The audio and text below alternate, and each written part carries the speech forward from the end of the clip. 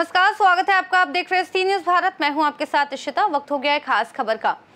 खबर नासिक से है, जहां नासिक मुंबई राजमार्ग पर मुंडेगांव स्थित जिंदल पॉलीफिल्म फैक्ट्री के गोदाम में तड़के 2 बजे भीषण आग लग गई। ज्वलनशील पदार्थों के कारण आग ने कुछ ही समय में उग्र रूप धारण कर लिया। प्रशासन ने बताया कि दुर्घटना में कोई हताहत नहीं हुआ। अग्निशमन विभाग ने अनुमान जताया कि आग पर काबू पाने में काफी समय लग सकता है। बता दें, जिंदल पॉलीफिल्म्स लिमिटेड की इगतपुरी तहसील में राजमार्ग पर एक परियोजना है। ये परियोजना BOPP और PIT सहित विभिन्न फिल्मों का निर्माण करती है। फैक्ट्री के गोदाम में रात करीब 1:30 से 2 बजे के बीच आग लग गई। आग लगने की जानकारी एक श्रमिक और सुरक्षा गार्ड ने तुरंत अग्नि निवारण प्रणाली को दी। जहां घटना की सूचना मिलने पर औद्योगिक विकास निगम, नासिक नगर निगम आदि कंपनियों के फायर ब्रिगेड और पानी के टैंकर घटनास्थल पर पहुंचे। उन्होंने तुरंत आग पर काबू पा लिया। ज्वलनशील फिल्म के कारण आग हर जगह फैल गई। दूर से धुएं के ऊंचे ऊंचे गुबार देखे जा सकते हैं। इगतपुरी के तहसीलदार अभिजीत बरावकर ने बताया कि आग की गंभीरता को देखते हुए और पानी की टंकियां मंगवाई गई। इस बात का ध्यान रखा जा रहा है कि गोदाम में लगी आग फॅक्टरी तक ना फैले। 2 वाजेच्या सुमारास कंपनीला आग लागली। मागच्या वर्षी पण आग लागली होती, या वर्षी पण आग लागली आणि आता ती आग इतकी लागली का ती नियंत्रणात येत नाहीये। आता गॅसच्या ज्या टाक्या आहेत त्यांच्यापर्यंत ती आग गेली आणि त्या गॅसच्या टाक्यांवर सतत पाणी टाकलं जातं, तर थंड राहिला। जर त्या हिट झाला तरी 15 किलोमीटरपर्यंत त्याची हानी पोहोचू शकते। आता आम्ही आत्ताच 4 तास झाले आम्ही ते मुंडेगाव गावातील जे नागरिक आहेत त्यांना आम्ही बाहेर काढत होतो। तिथले सरपंच वगैरे यांना सगळ्यांना सोबत घेऊन आणि आम्ही जास्तीत जास्त लोकांना सांगितलं जेवढं तुम्हाला दूर आजूबाजूच्या गावांना जाता येईल ते जा तुम्ही। आणि एक खंत आहे ह्या कंपनीमध्ये, इथे 5 ते 6 हजार कामगार आहे, ते UPMPचे। आणि बघा, काल आग लागली, कालच UPMPचे लोक फरार झाले आणि इथं आग विझवत आहे भूमिपुत्र। अशी भयान परिस्थिती आहे। एकदम साधारण किती दिवस लागेल आग विझायला पूर्ण? एवढं एक आता त्या जर टाक्यांचा जर दुर्दैवाने जर स्फोट झाला तर एकदमच अवघड आहे। मग ते इथे काहीच शिल्लक राहणार नाही, एवढं भयान परिस्थिती आहे। आणि मग माझं या शासनाला एक विनंती आहे, जर आम्हाला इथं रोजगारही नाही, आमच्या मुलांना तिथं आता 100-150 मुलं इकडचे कामाला ते कॉन्ट्रॅक्टमध्ये ते बी आम्हाला आंदोलन करावं लागतं। तर माझी माननीय मुख्यमंत्री साहेबांना एक विनंती आहे, मागच्या वेळी आग लागली तेव्हा माननीय मुख्यमंत्री तत्कालीन शिंदे साहेब हे 1.5 तासात आले होते। मालक नंतर 1.5 महिन्यानं आला, पण मुख्यमंत्री मात्र 1.5 तासात आले होते। धन्यवाद ते मुख्यमंत्री साहेबांचे।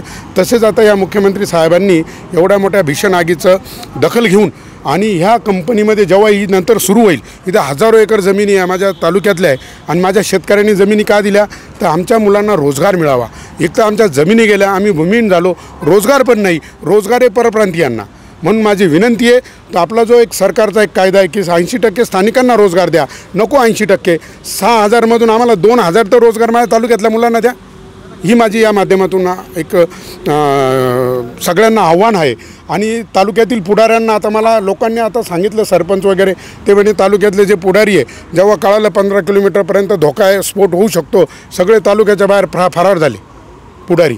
आणि काही पुढारी आहेत जे काम करताय। आता आमदार खोसकरांचं काम मी मागच्या कोरोनामध्ये पण पाहिलं, स्वतःचा जीव धोक्यात घालून ते काम करतात। अशी बोटावर मोजण्या इतकी पुढारी थोडी आहेत। आता गोरख बोडकेंचा बी एक मी व्हिडिओ पाहिला की त्याच्यामध्ये ते लोकांना इथं मदत करताय।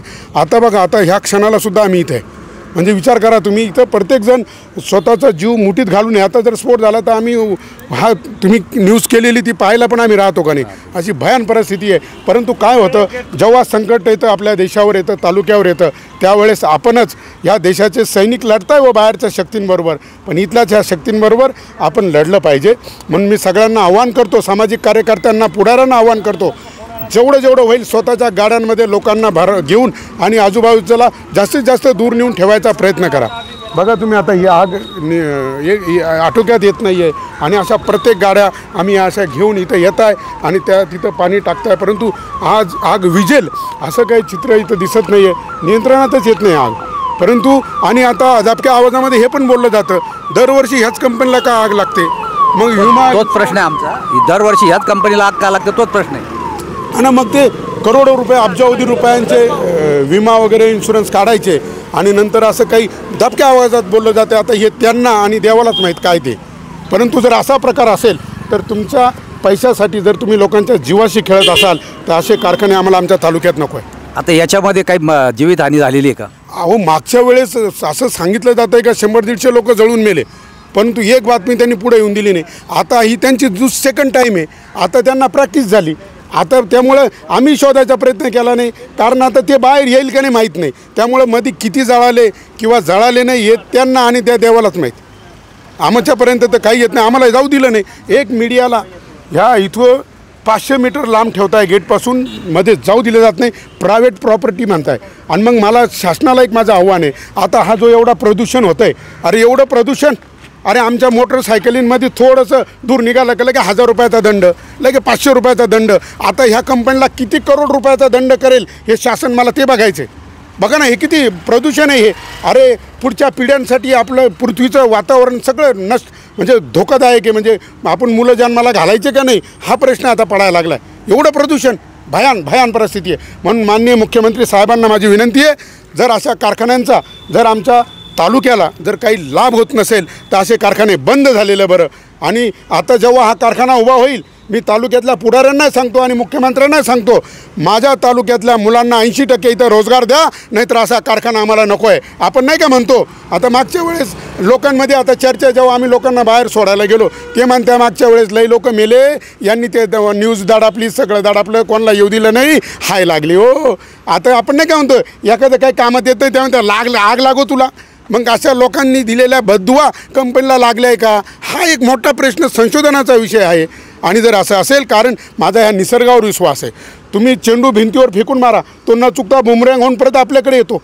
तसं तुम्ही जे काही एखाद्याला त्रास देता, दुःख देता, ते न चुकता बुमरँग होऊन परत आपल्याकडे येतं. तुम्ही एखाद्याला फसवलं, तीच व्यक्ती फसवेल नाही, जगात कुणीतरी तुम्हाला फसवेल. तुम्ही एखाद्याला मदत केली, तीच व्यक्ती मदत करेल नाही, जगात कुणीतरी तुम्हाला मदत केल्याशिवाय राहणार नाही. असं जर यांनी पाप केलं असेल, नक्कीच निसर्गाने, त्या देवाने यांना पापाचा परतफेड केली. परंतु माझी त्या परमेश्वराला एक प्रार्थना आहे, बाबा यांनी पाप केलं आहे, ते सगळे सुरक्षित स्थळी आता नाशिक, मुंबई, इकडे तिकडे बसलेले आणि टी व्हीवर पाहत आहे किती आग लागली, इजली का, स्फोट झाला का. परंतु माझे तालुक्यातले गोरगरीब शेतकरी, आजूबाजूचे, अरे जित्राबाई आमचे गाई आहे, म्हशी आहे, बैल आहे, आम्ही माणसं तर नेले बाजूला, परंतु स्फोट होऊन त्यांची काही जीवितहानी होऊ नये अशी माझी त्या भगवंतचरणी प्रार्थना आहे. आणि ती आग विझो आणि त्या आग शांत हो, त्या अग्निदेवतेला सुद्धा माझी प्रार्थना आहे. जय जवान, जय किसान, जय भूमिपुत्र. धन्यवाद. इकडे काय किरण,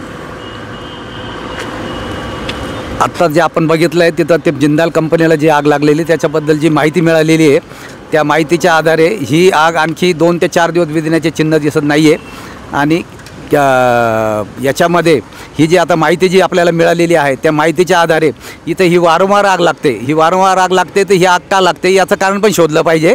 त्यासाठी हे वरच्या स्तरावरती किंवा वरती अधिक. नासिक से सीनियर संवाददाता शशिकांत की रिपोर्ट. इस खास रिपोर्ट में फिलहाल इतना ही. देश और दुनिया की तमाम बड़ी जानकारियों के लिए देखते रहिए सी न्यूज़ भारत.